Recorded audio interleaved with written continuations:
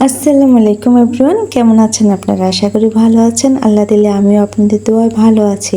দেশ ও প্রবাসী ভাই ও বোনদেরকে আল্লাহ ভালো রাখুক সেই দোয়া করি। আর আজকের এই ভিডিওটি যদি কারো কাছে কোনো অংশ ভালো লেগে থাকে অবশ্যই লাইক দিয়ে আমার পাশে থাকবেন। সকাল থেকে এই ভিডিওটি স্টার্ট করে নিলাম। সকালে দেখা যাচ্ছে হেভি খাবার খাওয়া যায় না, একটু হালকা পাতলা খাবার খেলে ভালো করে অন্যান্য কাজকর্ম করা যায়।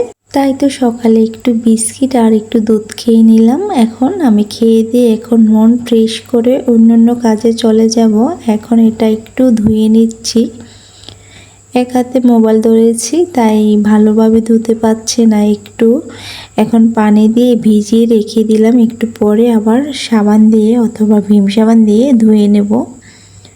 আর এখানে বাজার থেকে নিয়ে আসছে অনেক তরকারি, যা আমাদের এলাকায় গাড়ি করে বিক্রি করে, ওখান থেকে নিয়ে আসছে আমার শ্বশুর মশাই। গ্রামের বাজারে টাটকা টাটকা সবজি পাওয়া যায়, যা এখানে নিয়ে আসছে গুঁড়ি কচু অথবা কচুরমুখী অনেকে বলে।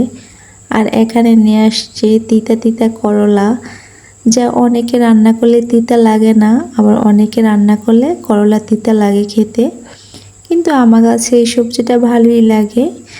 আর এখানে নিয়ে আসছে শসা।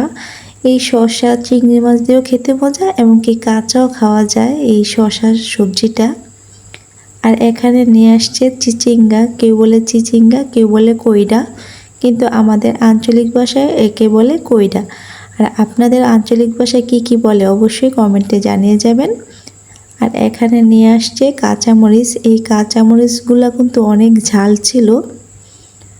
আর এখন কাঁচামরিচের দাম বাজারে অনেক বেশি। আর এখানে দেখেন সাথে একটা ছোট করলা দিয়েছে, যা এটা খাওয়া যাবে না, ফেলে দিতে হয়েছে। প্রতিটি ব্যবসায়ী যদি সৎভাবে সবকিছু বিক্রি করত, তাহলে আমাদের মতন সাধারণ জনগণরা সবকিছু কিনে খেয়ে খুব মজা পেতাম।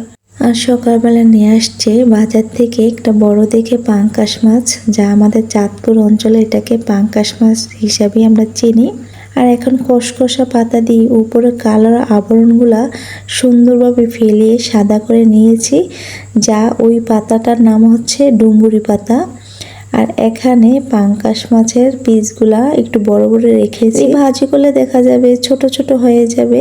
আর বড় বড় পিসগুলা ভাজি করে খাবো, আর ছোট ছোট পিসগুলা একটু গুঁড়ি কচু অথবা যে কচুর মুখী বলে না, সেটা দিয়ে রান্না করব। আর এখানে প্রথমে কি করছি, কচুর মুখীগুলো একটু ভাপ দিয়ে নিচ্ছি, তাহলে খেতে ভালো লাগবে।